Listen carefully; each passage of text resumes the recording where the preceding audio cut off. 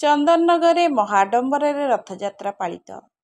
ବ୍ରହ୍ମପୁର ଲାଞ୍ଜିପଲ୍ଲୀ ସ୍ଥିତ ଚନ୍ଦନନଗର ପ୍ରଥମ ଲାଇନ୍ ଠାରେ ଛୋଟ ଛୋଟ ପିଲାମାନେ ବହୁତ ସୁନ୍ଦର ଭାବରେ 3ଟି ରଥ ତିଆରି କରି ରଥଯାତ୍ରା ମହାଡମ୍ବରରେ ପାଳନ କରିଥିଲେ।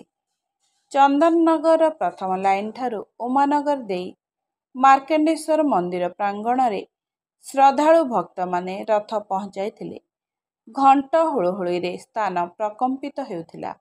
ବହୁ ଶ୍ରଦ୍ଧାଳୁ ଭକ୍ତମାନେ ଉପସ୍ଥିତ ରହି ଜଗତର ନାଥ ଜଗନ୍ନାଥଙ୍କ ପାଖରେ ଆଶୀର୍ବାଦ ଲାଭ କରିଥିଲେ।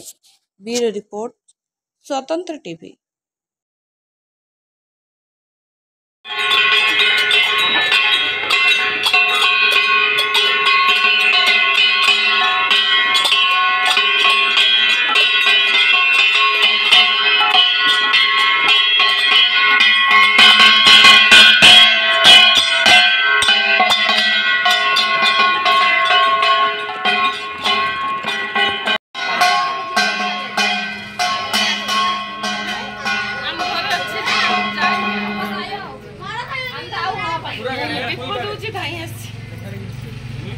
फुल कर दे बाबा।